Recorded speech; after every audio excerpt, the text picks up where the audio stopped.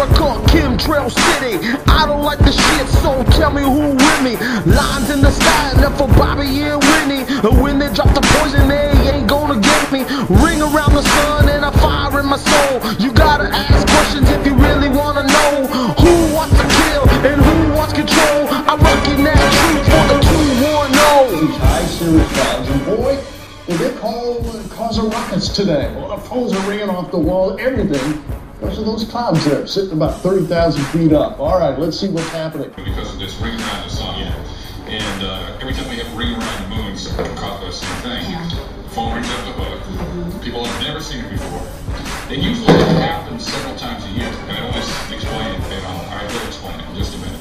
And check out what happened today. Here's what it looks like satellite picture looking down tonight. Boy, you can see it. It is still high cirrus clouds. Keep in mind, these clouds are up around 30,000 feet or so. And when you get that high up, you got to ask yourself, what are clouds made of?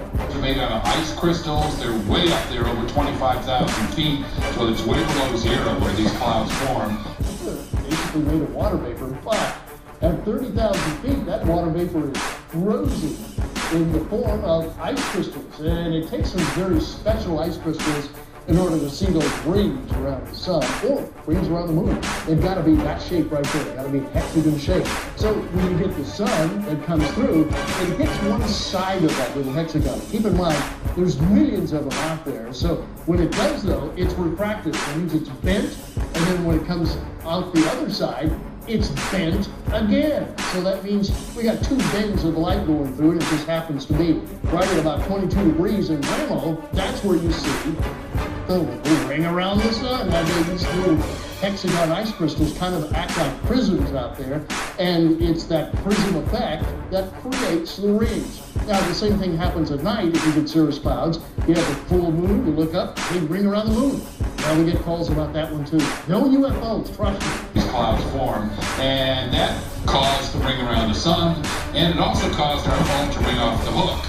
This is a sundial. We had Fernando Garza saw this today, and it's part of those rings. It just sits right on the edge of that. Here's another good look at it. We have some video as well. Let's take a look at that. And our assignment editor is real happy when this happens. He loves it. But you can see it here. This is a good shot of it, and a perfect circle around the entire sun. Today we had, a very uniform overcast, so maybe it was more noticeable today. But it's not a dark circle. It's a bright circle, and it's a rainbow effect. It's red on the inside, blue on the outside.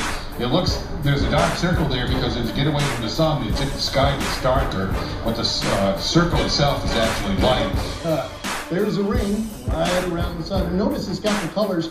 Each one of the colors is because the light is bent just a tad bit more, and as a result, that's where all those colors come from. And then I start getting these conspiracy calls because we had also a lot of jet contrails up in the sky today, and they linger because it's moist up there, so they don't evaporate right away. And those contrails are caused by jet aircraft, jet traffic.